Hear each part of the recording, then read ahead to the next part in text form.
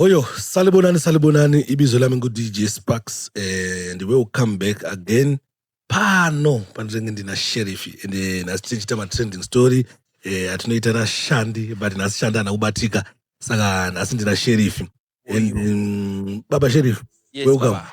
Mufana azopedza Sheriff Kaz. Sheriff Sim Kaz. Aji baba ichi. Tiri baba.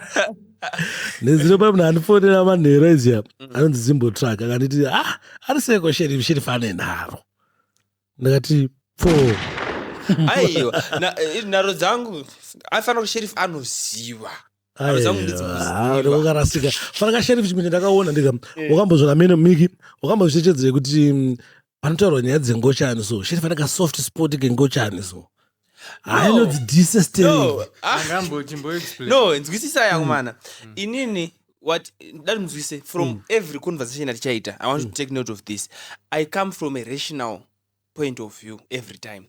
So being rational and I cannot be an active hater when gochani ndakuti no initi kaiona ndakutoiuraya ndakutoidai so. Understand? But I don't necessarily have a soft spot nadzo. I myself also don't like them. I cannot be an active kuti nini ndinda ambassador wekuti ngatidziwe ngei. Understand? What are you doing? What you also the ambassador, right? For me, man. This is sister ambassador. This is ambassadors. Chakashata unozera kuti zvamfanira isusu anona drug. Sisu andingochani inzwa. Not condoning behavior does not mean that I should be not condoning certain behaviors does not mean that I should be the one standing up and saying zvakafana mbavha chechecho. Tese tiri anti mbavha munomu. But we are not active ambassadors wokufamba chiti right akuna munhu anofana kuba mbavha pasine mbavha. You see? Pasine mbavha pasine. As long as for me everything starts to affect me for me to be to the level kuti actively against something kana chatanga kundi affect kana ungocha niwe wakudropa ndi ndaku expose kwa uri wona chip ngoti pambacho unongochita nare dzikaidzi off camera but wakazita pamberi peke wanofunga pamuri wangu wawo unozozwa kunzi chimbo uya kuno no for me I don't care whatever anyone thinks about me because what the main perspective that matters is my perspective nezvandoziva about me. So I don't like them. I don't like them, but we won't see me campaigning. No, God, no, I don't like them, but it's just one of those.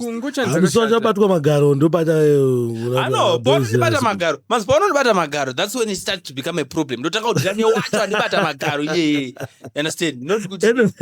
Anyway, don't be emotional. Hey. Too emotional. Anyway, we are all sinners. Anyway, it's okay. I still believe in the ballistic trending atina. Nana pinza kuti ungoita se ungonzwa kuti washata. I don't know wait. Wana sheriff tina matrending atina but usatapina matrending shanda amandu asikufila zvakanaka here amene wambotaura naye here no handina kunge ndataura naye because I thought kuti ndichasangana naye kuno kunhasi atasvika wasiko but I hope and pray that wherever she is in good health and zvamutarisa kuya should be petty reasons. Because kana reasons it means that we have to step up and takuenda ikoko takunoona kuti zvakamira sei but I hope and pray since asina kutaura anything so yeah. Right. Chitudzai kuti tine matrending api tinotanga naipi timono. Alright, biggest story last week ZANU-PF conference yakaitwa and one of the most controversial topics lately yakadiscusswa the ZANU-PF party unanimously agreed that President ED should serve until 2030. 2030 President ED and the reasons that they cited is we have witnessed development beyond what we expected, so they don't want kufiringa flow, so they just wish kuti dai wawedzera President ED 2 more years kuti varambe vachita sei vachitungamirira muri kuti china zvibaba.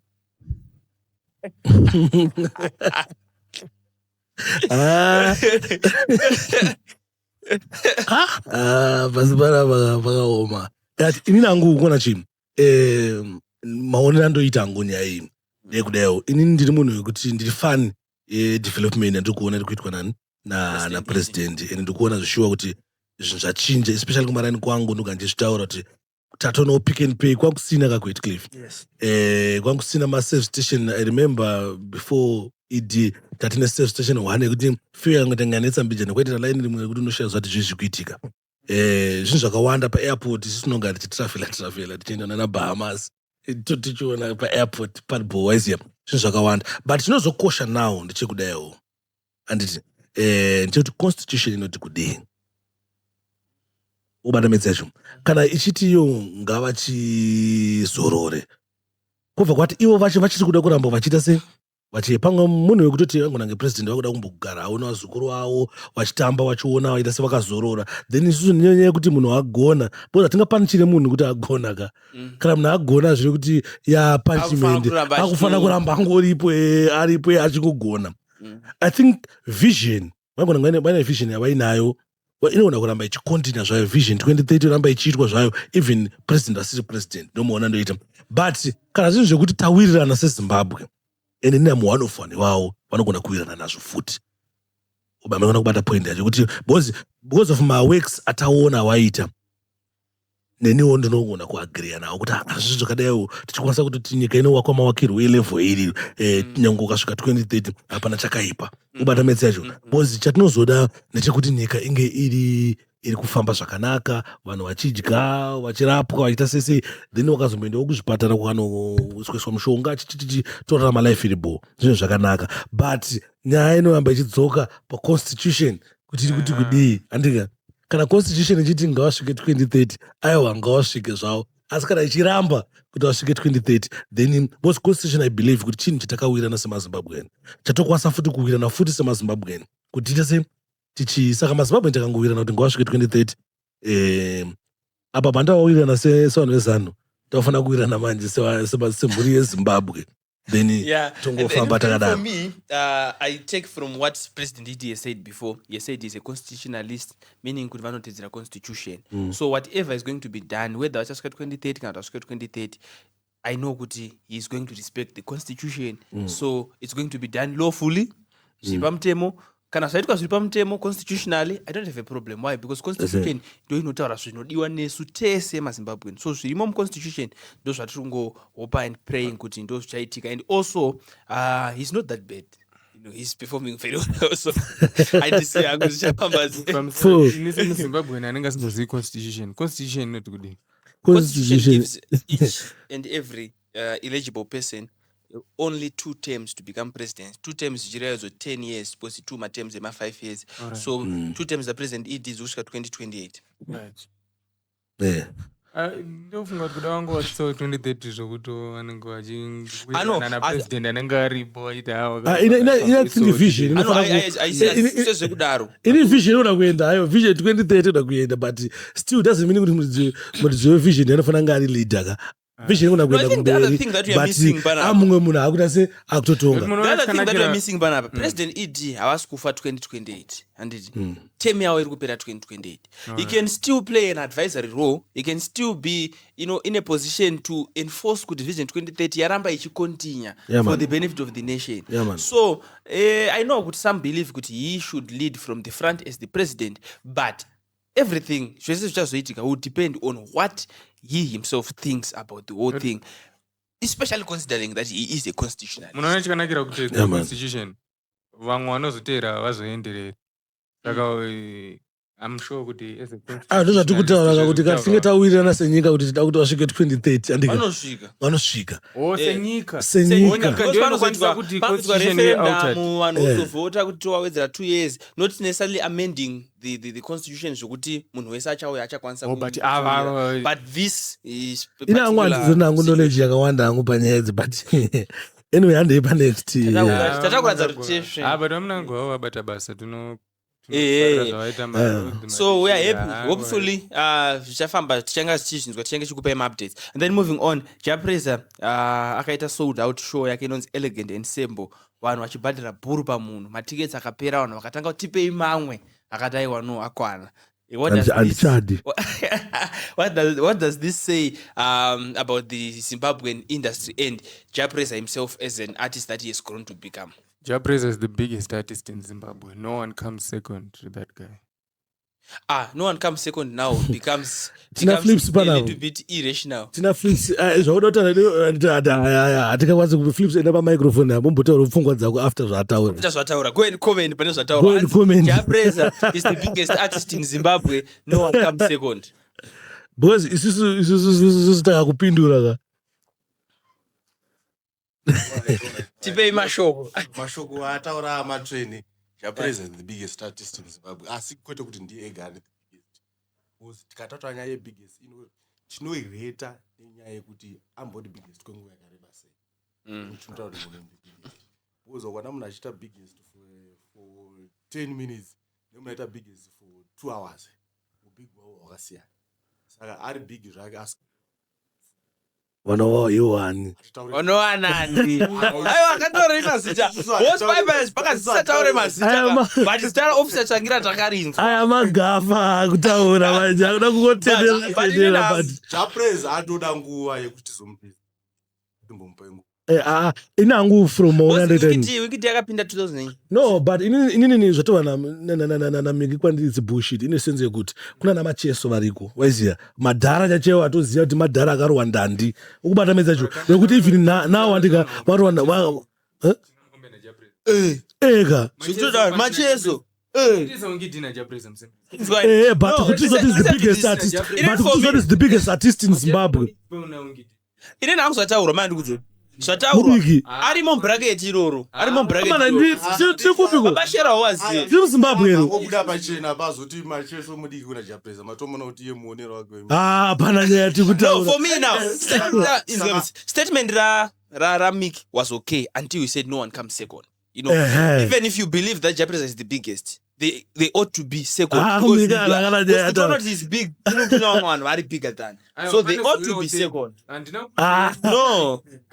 You're now Kopa azoti anzoni wingidina na Japreza wahombe manze macheso mudiki. No, ana macheso man. Baba izodherera. Muzimbabwe muno.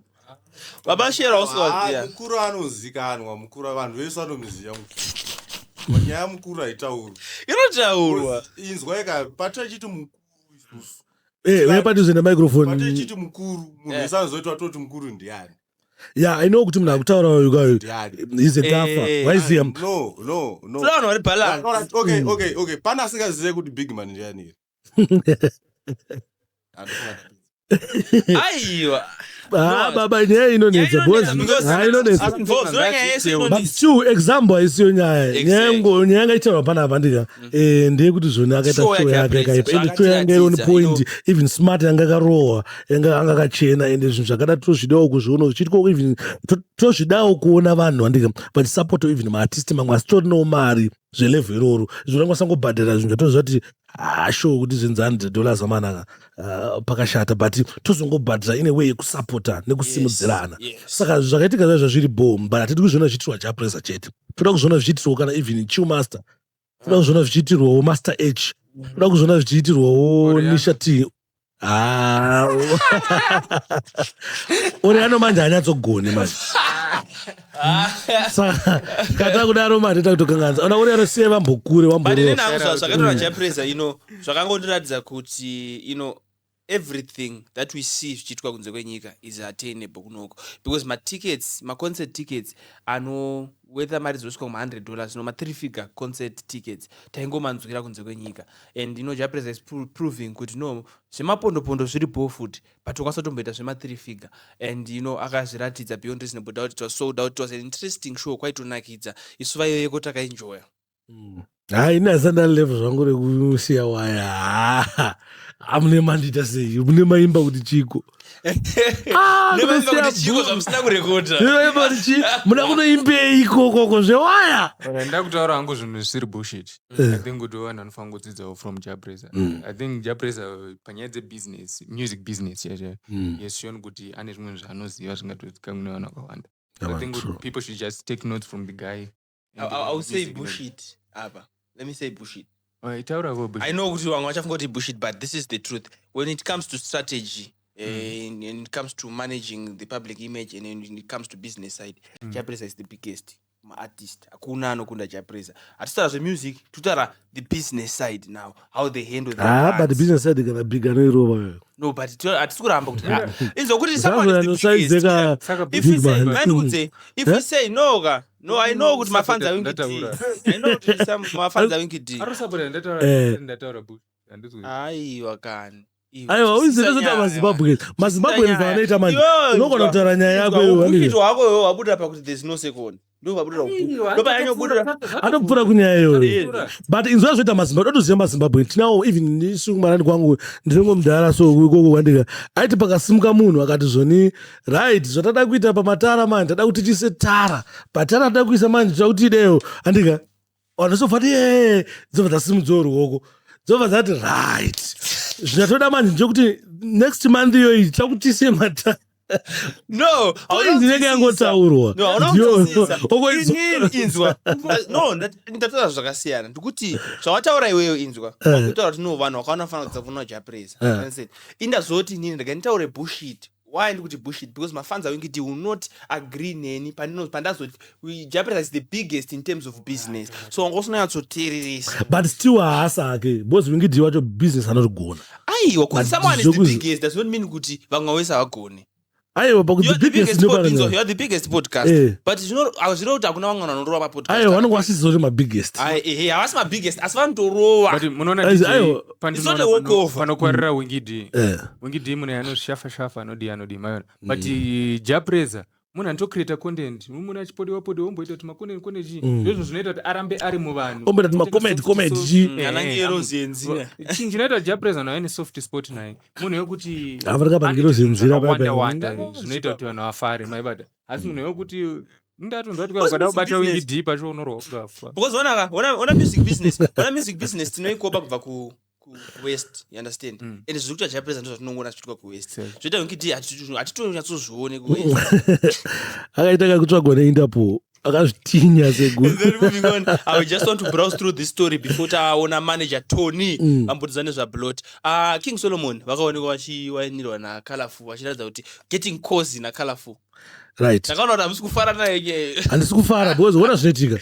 Azvimeke sense kuti andika totanga kuita breaking news yekuti pane munhu akaenda kubhawa obva asangana nemusikana obva awainirwa obva atora video then isusu semazimbabwe totanga kuti awainirwa ona chii ndakaona ngebhayabhaya tikubhayizawo bhayabhaya vaisiya muna itongoita yari kuita vanoma vazhinji I think 3/4 yevarume izvo zvavandozvona selighters especially munhu anomboenda kubhawa zvinhu zvinongoitika everyday tichingona kuti no uyu musikana uyu nefesu kana mudzimba yacho totozviona kana pafacebook wamwa kuti uyu nauyu ari kuwainisana but ndotoshaizva kuti saka chii kutanga kuda tocreata esini panyaya isina kana basa kudaro chichinoshamisa here asi pakutoona mufesi achiwainirwa I think chikushamisa apa is you know King Solomon is a socialite.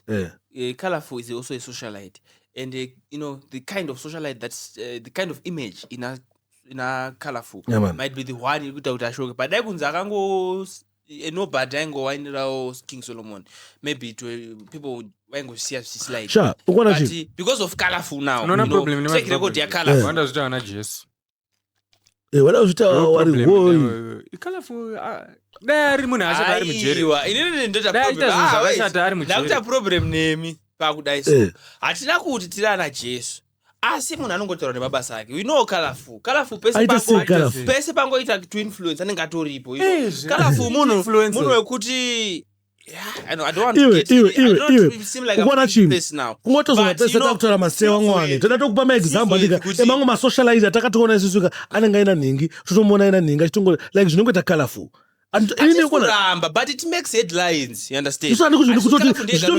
Zvitomeke maheadlines acho ndokuadza kutova kutodhakwa kwakaita mazimbabwe pamwe pacho kuti munhu vanhu vaiwainisana zvine basa rechii zvekuti waona kuti Meek is not happy. I'm not happy. Wait, zvine basa rei kuona right?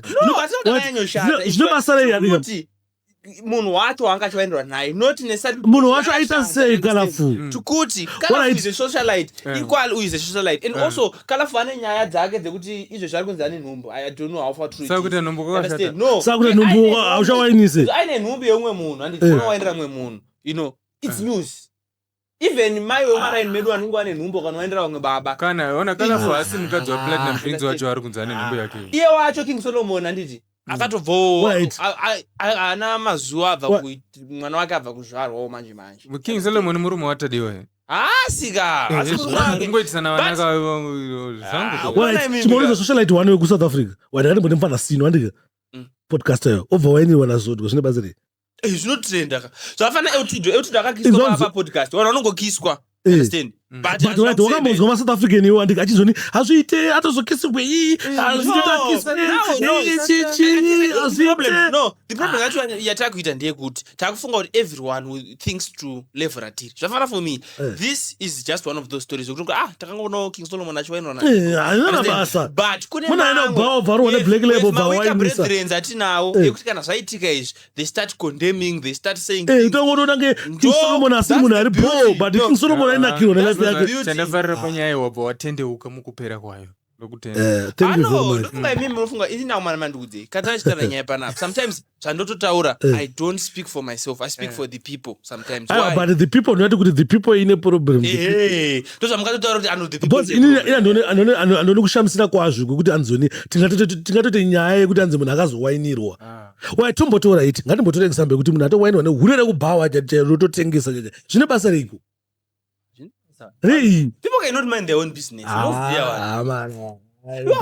kama yochifunga zvona basa wainirwa wotobudisa pakatombobuda picture akabuda munhu ane ndebvu dzine shaping yenyu pazasi apa aina evangelica understand hazvina kana basa because it's a choice yaunonge waita kana kukunzi uriwe kana kuti hausiriwe pepe ukona chi wati pepe ndakabwekana noziva wachanipowa ndichoti chi ndechekuti ukona chi unongostoriwo isi wanovatanga ndiwe nendebvu ndindega nendebvu tomboti ndiwe was it anyone's business kana kuti tanga business yenyu muri tu but zvakatotrenda ndozvinoitika that's news for you that's the beauty of living in a community you understand right it's okay just boss nozikanwa hatichawainiswe right before we cross over to the interview na Boston amana tichine mastories akawanda Captain Britain asati vataura Tariro Gezi asati amutaura tichine nyaya dzewanu dzakawanda dzekutaura so you need to stay tuned sorry musati tabva panyaya ndakaona problem inoitika pamasocialite muzimbabwe kana mainfluence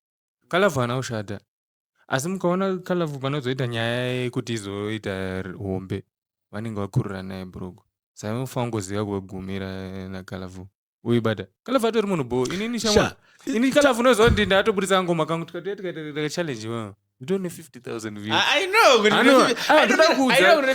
kujamaica vanhu vanonzi madhanzo queen vanakati ndo vanhu vanonge vachitosimisa they know kuti mabhebha akasina Kalafu andika asi munhu wasinosangana naye anofanira kurara naye kaudi unzwise ana Kalafu those people are good for the industry you understand very good but most people vasiri muindustry you understand vanovajaja nemasocietal standards ekuti mukadzi hafanira kunge achizowainira vanhu vakawanda mukadzi hafanira achizoita vanhu hafanira kurara navanhu vakawanda hafanira kudaiso you understand so remember kuti some of these people vanotaura are not industry experts like us they are general people who use societal norms sometimes paasingatoshandi some of these societal norms are actually flawed why because tikatasa Kalafu she's just a person living a best life you understand asi when you go to the society now society inoti no mukadzi anofanira kusettle down mukadzi I think ipapapo wataura zvinanzwisiso hangu wataura zvinanzwisiso kuti anonga vanhu vasinganzwisise industry isusu ukuona chimwe ukuona musasiti ngoma kuona Kalafu wakati achipinda so waiziya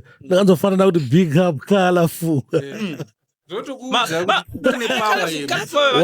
respected people in industry you understand because they have done a lot for this industry you understand but the society now does not understand the industry kada unoti Kalafu akapenga baba ukatasa vanhu vese vakatanga kupisa akatomboita content navo unziza vanhu vavo zvakatosiya macareer avo achitoendawo Kalafu asakadzosa platinum platinum akadzoswa Kalafu andoda kumusaiza but Kalafu kuona chitakuta zveindustry chaizvo waiziya angakanganirwa vanhu vangu vatokangana but Kalafu mukona chi I think panozoita problem andike kana wakuda kuita zvekudyarana nayewo maybe tomanda but kuti isusu totosvika kutolinga naKalafu totosvika kutopinda muraundi naKalafu just because vanoti kuti no atityo why because the reason why we are industry experts is because we don't care about what people think about us, because some people think kuti we are less of human beings or we are worse human beings than them because tuibana apa tutotaura zvatukutaura iwe unoziva kuti ndoziva vanhu nene vanodyiwa zvekuti darika zvinoitwa kana naKalafu vanodyiwa baba zvekuti Kalafu mavhidhi zvekuti vanhu vavotaka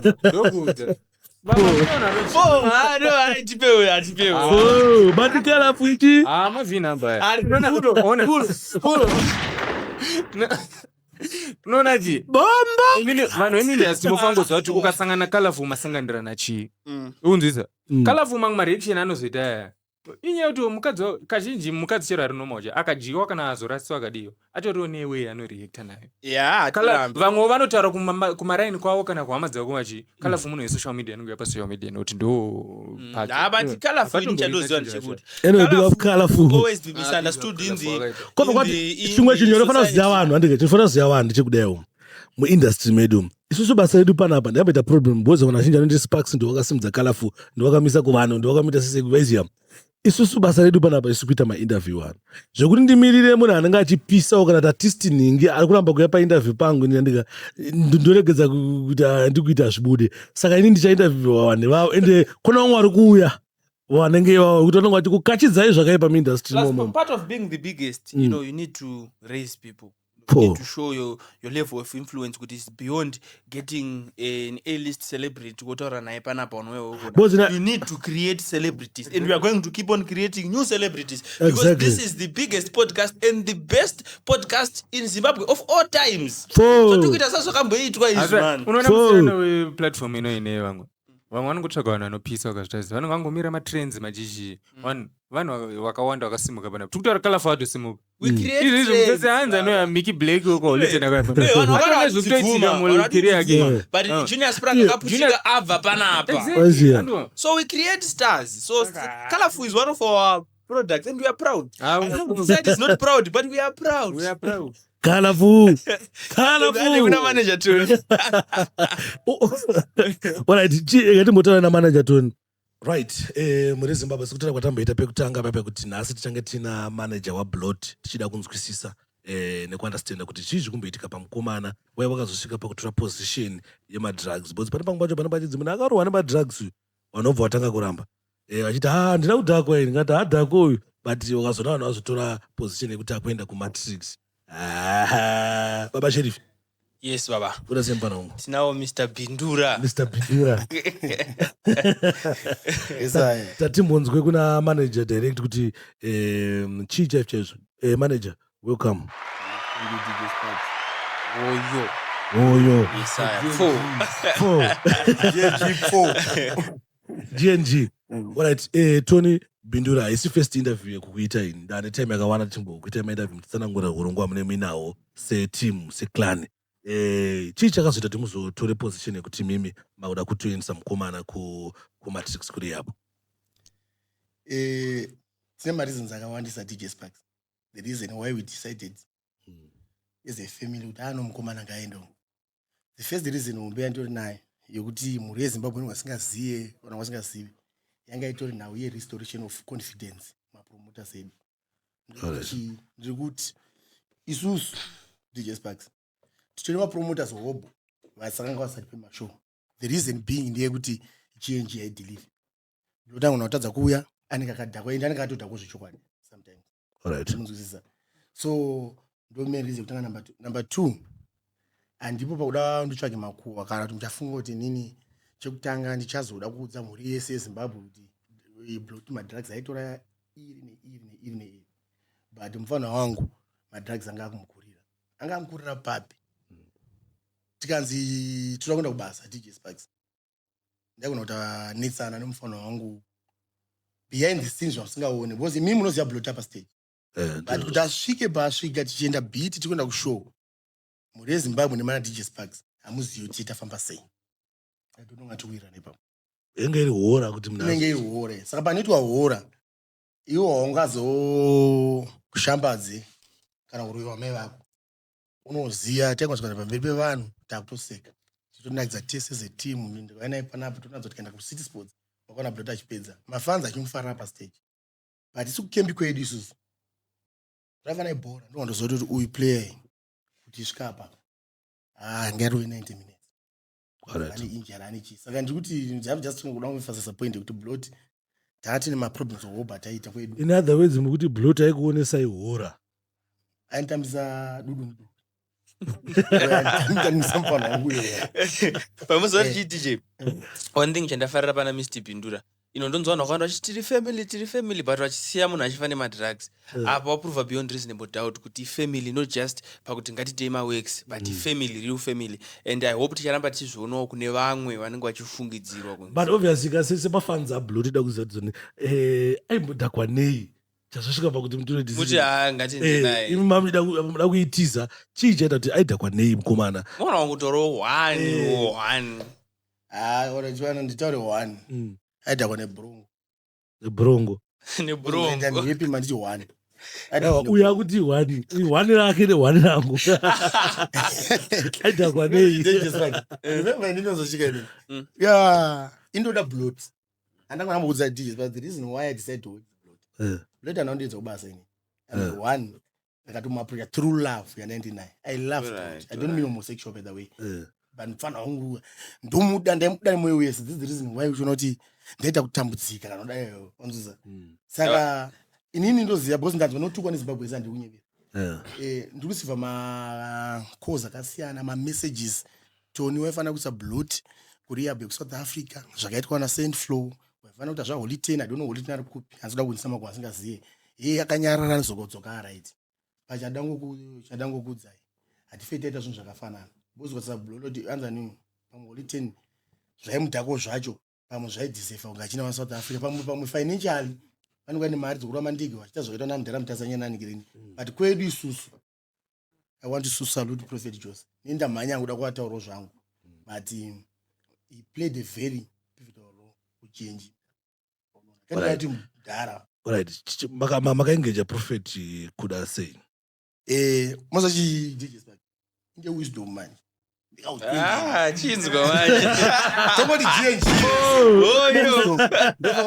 ndakazvambana dzajimi amuro chiro ovi manje vaya ivo vanje chipo chomhonya chekudai no isinoronei ndazoona kuti hanzi vanhu vane mari kana mabig bro havajimi simbi kuita mamonya vanoprotectwa mazimti makadai ndikadiki zvandakaita muchasa wisdom nechimuchasa chi wisdom chakaita ndechekuti Blot chokwadi anga nditoziva kuti mufano wangu papakaipa andimazvona but inini ndakaingenja mapromoters akawanda mabhizinesi akawanda tichoita mameetings we did a lot of meetings no my guys how best can I assist my young brother in terms of his career in terms of character be it at home chero social tikasangana matasangana amene whatever kwatisangana ikokoko pane maweakness hobo andaita sei andaiona so ndatsvagidzana wadaro vamwe vangu ndipa mafake promises no Tony izvi zvakuti tichazodai by the grace of God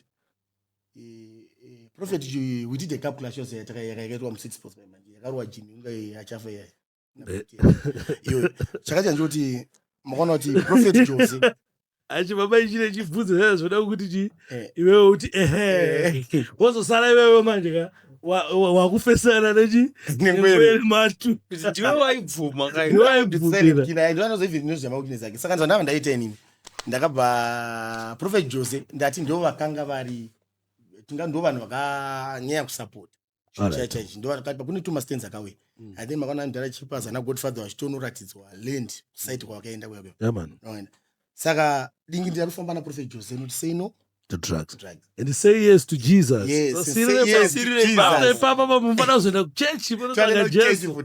Saka Prophet vanofamba dingi ndirati so we say no to drugs and yes to Jesus. Saka ava nditi mastenza akapiwa akaitwa zvakaitwa zvezve one kino Prophet Jose ndakavafisa Prophet Jose kuoswawo uku6 sports. All right. We talk conversation ndakaita munhu wamwari which I'm not going to explain on the platform. Chinene zvatobva. On this biggest platform. Is one of the biggest platforms in Zimbabwe. Not one Not of. in Not Harare. one of. Not one of. Tokoti. Stibundura. That's what I musha. Okay, let me say it once again, the biggest platform Yes. in Zimbabwe. Sandafisa Prophet Jose, ndakaenda kuswa kwanini kwa Prophet Jose. Ndikanoti Prophet, thank you so much. Just say zvisina watozvifunga mamuti achipa zaingomire Make ndeyo mdana makango kuona kuitedza kuno kana muda kutasa kuno.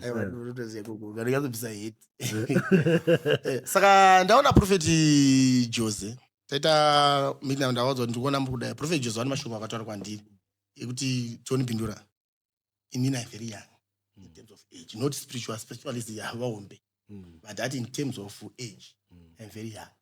Hanzi ndakanga ndiri muofisi mangu naProphet Jose ofisi yaipa City Sports ndomwe madezi airegiswa cup clash aya handakanzwa fana yo chiro inanzi gona kuimba noziya tufana tudiki chideo, but hanzi ndakasvika ndikatarisa naProphet Jose from afar handakaona kuti pana pawasomira zvakanaka, but ini ndo vanina vangu ndo mabrothers angu ndo shamwari dzangu bozi ndikaudza makore angu ina I think I'm older than Prophet Jose.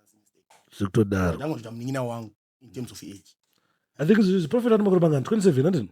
I'm not so sure. Anaopindwa ti over 30 mazungumza. Saka ndiriona kuti vapfana ava zvinhu zviku vanofana kurasika ndichase ndichiona, so ndakandoita sei ndikaona kuti no, let me chip in ipapa vanditi mukuparidza shoko reseno to drugs rinova nyaya yamuzuva chero vakuru venyika rinyaudzarisana nadzo zvinezvi madrugs aita sei anyanya. Ndasvika pana mukuru ndakataura naye, I want to be honest, pandakatanga kutaura nawo Blot aisazviziva kuti mukoma wangu ari kutongera something behind this chekuti izvozvi paari Blot handimunyebera anogona ipapapi akanga atonazvo kuti mukoma wakaita sei, but I know one day achanditenda later. Alright. Asi mimi unati makamendesa chide here kati akazongopepukira amumatrix. Ipapa unda ndikutaura chokwadi. Munozati as a manager ndifana ndonyora mbada nyeba ipapo. I think ndakamboita kavideo kandakadresa muofisi mangu. Ndano Blot aida kuti aende chichichi zvezvo. Ndaitanga kuhandla appreciate ndandanya kuzwa nokutukwa mainbox vandachiti he bindu azotokaita sei. Blot asi ndontora chokwadi musazoti bhozo mazoti ndau contradict ko pakamboita kavideo kemuofisi mangu aiti Blot anoziva zvekuti Blot anoziva izvo hazvine chatuda maresults andindizvo. Bhozo ndakanga ndataura tuma statement. Paipa nyangu majoma vanhu kuti aiwa no chichaida, but to be honest Blot hapana chaiziva nenyaya yekuenda kurehab.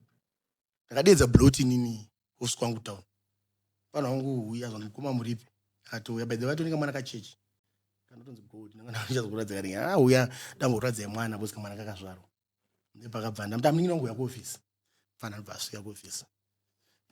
Ini ndinogara mari yaBlot by the way, mari every amount you Blot no kuti aiti chori idhora racho Chengeta mari aro. zvituka zvipari yani saka manager wangu chengete mari yani saka abva wazva kuti hamukoma ndombodoka mari kuti ndichasei ndimboita zvandira kuita kati mufana wangu uya, but pandakamudedza kuti uya ndakuudza akasika zvezvaitika tadaita topedza zvezvatataita tatora kuti tumarotochona fere, but anazoti anga ine madzviti mabharako acho aimutira kupi mashure. Blot anambosungirwa pandiri ifena anamubata pandiri akatota kuti atokutobva kusvika chingoukwa nguvanobvaita zinobvatoendesa. Saka to be honest on that question, let me ndati muri yeZimbabwe musazonditi wakamboti zvakati ko madama waizviziva unozvida kuita madama Blot. To be honest madama Blot anachoizi zvinozoti vanhu aizivo ndiani kana vanhu vata vese machira unotofunga kuti aronga chinhu chedu ungova kadzi unovaziva waiti kumwe aizviziva ndiani assistant manager. To be honest aiziva ndiProphet Jose. Alright. I think ndo munhu andoisepa izi. Alright, aiwa ndapabata ipapapo. Ameno uchine zvimwe zvangada kubvunza. So to expect kuti mukomana anodzoka rini? In terms of duration yaBlot I think I'm supposed to baby. And I was give an example.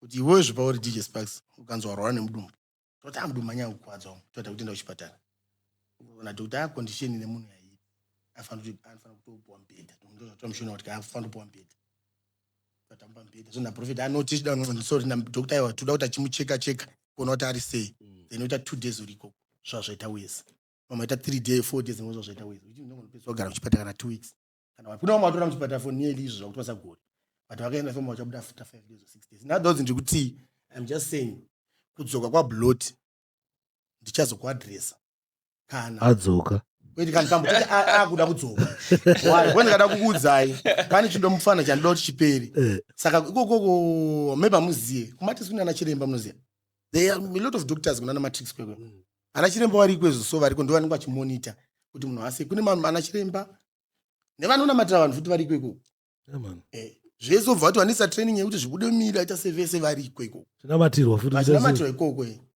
Prophet Jose vachiruwa futi munamato nomumwe na the other side saka ndonga tribe sparks masuda kuti nditize pangu kwataura pepe pa Prophet Jose ndinenda kuswa Prophet Jose takati anowira zvatakawirirana akati anotoni I'm going to support you financially and spiritually about mkomana sekuti kwandakaita inini I think sparks handizoti wakandione unoita sei pandakaenda Blot achinotendoka kwa Prophet Jose anokati hey mama drugs aita sei haya zvichinje aita sei but unoziva kuti sparks ndiyada kuti vachokwadi mubhaibheri mune vaitonzanzana so handiziva mubhaibheri zvekudaro vaitouraya vanhu but through munokuwana deliverance zvinhu zvinoita sei zvinochinja saka ina I don't know why Zimbabwe mamwe asi mafanzi ejenjeri vanoramba chireta mufana kuti hafa achinja chinoda Blot asati kuchinja chii aiwa kuona chii anenge angomarukasa angachitara but what is important now ndezvekuti ari kurehab and anodzoka afit and strong even vanhu like zvongachitara kuti zvone mapromoters anenge akutrusta brand vanga kuzati munhu ari sober takamboka anouya saka so far so good tona ngokuombererai maoko makaipa Prophet wabva nditi notoni ini zvese ndichakubatsira thank you so much Prophet wakandinzwisisa zvataita saka so far patiri zvinova zvida kuzikana kana nemhuri yeZimbabwe zvakawanda zvacho ndoti ngasati utsvake maweakness pakanzwai but kuno vanoda GNG vanoda mufana waBlot ndichoti farisi zvinezvi Blot ari kumatrix andito achibva kumatrix ndoda kuudza mhuri yeZimbabwe sparks vagara vachiziya achibva ikoko Prophet ndoita zvinhu zvimwe zvatakadiskasa meeting Prophet vakati I'm going to find a decent accommodation for Blot kuti anenge achitogara is going to furniture imba yacho yese the Prophet what we are going to help Blot financially so that he starts his own business at the same time at a restoration of his career. Aiwa ngativise ndomashoko aProphet wani and handisuda kuti sparks ndipapedzise papa Prophet ndo vakatofasira wana madzviti akazouya sai kumatrix akudai handidi kunyauta nezvekumatrix zvakawanda ndozvanozokotwa but matrix Prophet Jose he paid zvese zvaidiwa kumatrix hakuna kana chikoro chirimo isusu tatomirira maresults from matrix because antakabhadhara here mda kuti zvinhu zvedu zvidai ivo vafanira kuti tiratidze unyanzvi hwavo kutongwa vanopedza ndosandoti kuti vamwe anditi very sorry uchibveka unotoona mogo unotiza so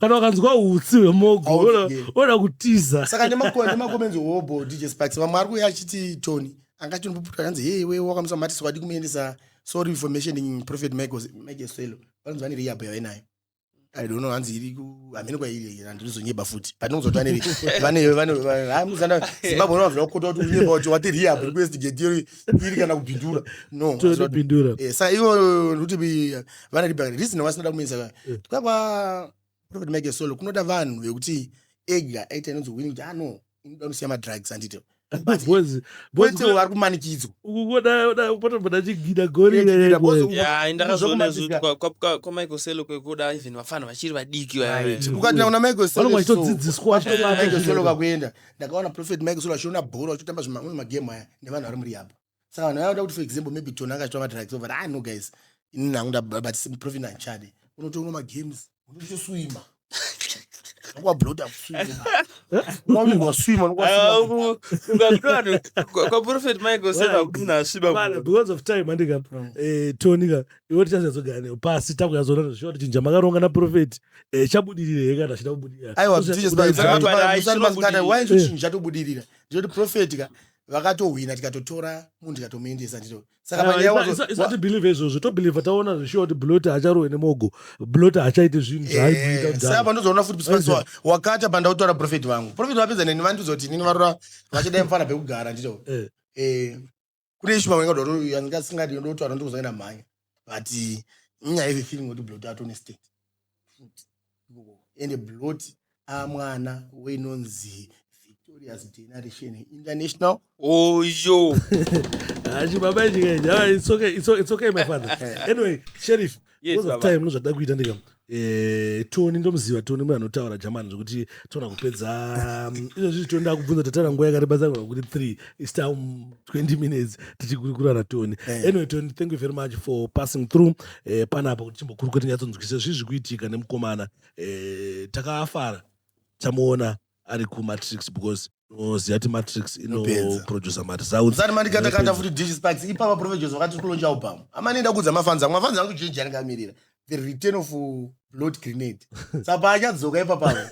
Ari tongodzoka zvopinda mukereke achina matiro achibva ikokobhurwa kuti unolonja chi album rakaitwa na Prophet Jose nenonzi Victorious Generation. Achibabejika yachazotuta choko atonopesa chakutozo mageto yutsika akanopesa kuti kugara atotara pareti payo pa TV Victoria kana yo Prophet wachoborona this interview ka wanopesa kuti koma zvinoenda kana geza zvinozokuda amana Sparks ari Prophet wakaipa kana mwana wamda apana ini ndasinga unoza Sparks ndisenda ku church ndotaura chokwadi pandakatendoka unoona ndakamira pamberi ndichitorwa nditonembwa nemukuru Indeed, one of the international church in the Andimbofe. Magati train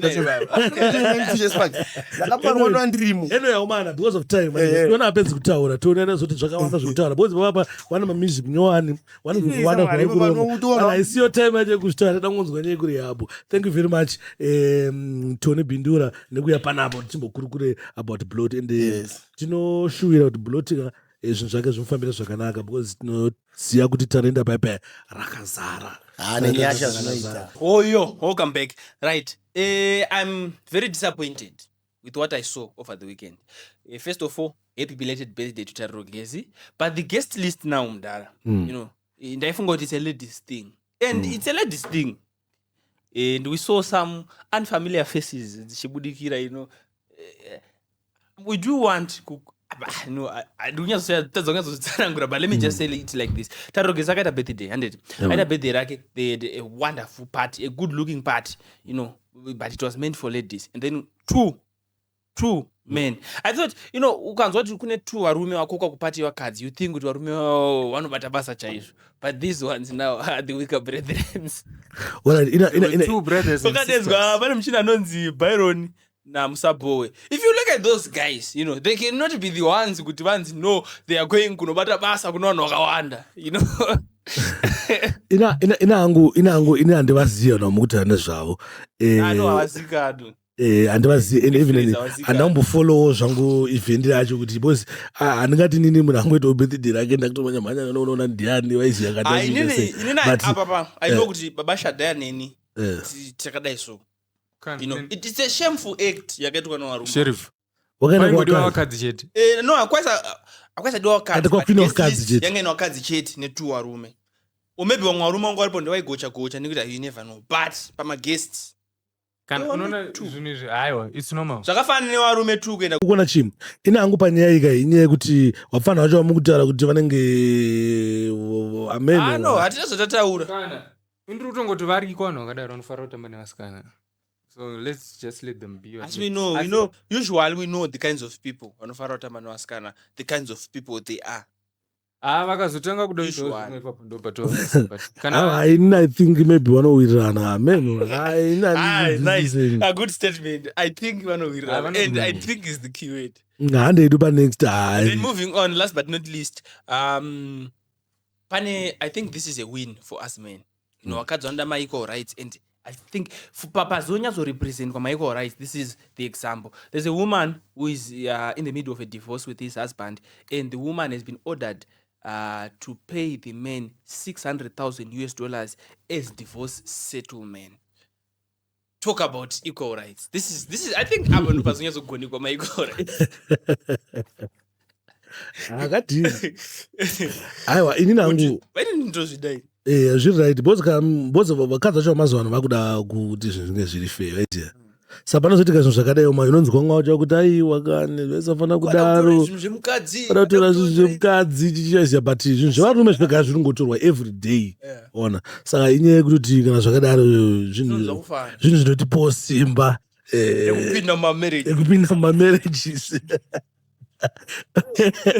zvinhu zvinotipawo power saka zvakangokosha zvakadaro. Meek manyarara inyaya iyi amfani kuiji nyaya ndiri kutoifarira nyaya yakadafanira Cardi B futi Cardi B akuramba kunyatsofinaliza divorce yake naOffset nokuti ndiye achange achipa Offset Offset ngapiwe masi saka ndiri kutoifara nyaya nokuti vakadzi vamazano angove magold digger kuda ngopinda Regina Daniels futi ndiye umwe futa nyaya iyoyo but manje mufesi wake ane mari kauya unoona machiroitika pana Regina Daniels handisati anguda nefull story but she's to blame for zvinhu zvakawandika zvikuitika but alright ndichidzoka hangu nyaya yangu yekuti tiunzise tese tinonomo vakadzi ndo vanga vangori paya yekuti anogona kutongokuroora kana 2 years akutokudivhorsa akutotora zvinhu zvako zvanenge wakashandira andikuona saka vakadzi ngavadzidzise and I'm very happy ndinofarira mutemo uri kugadzirisa vakadzi ndo matrix yevakadzi today I have no kind words for women but I'm very happy wanokarambana anditi kana mukadzi airiya nemasina akawanda ngatishe same way amuda kushare zvinhu zvarume. And then last but not least, this story most of us won't relate but I feel like it's a newsworthy story. Strife Masiwa network yake yadona from 1.8 billion to 1.2 billion. He has reportedly lost 600 million this year alone. Pakashata. Data rake riri kudhura ngagade izvozvo anetsawo Strife. But then I just say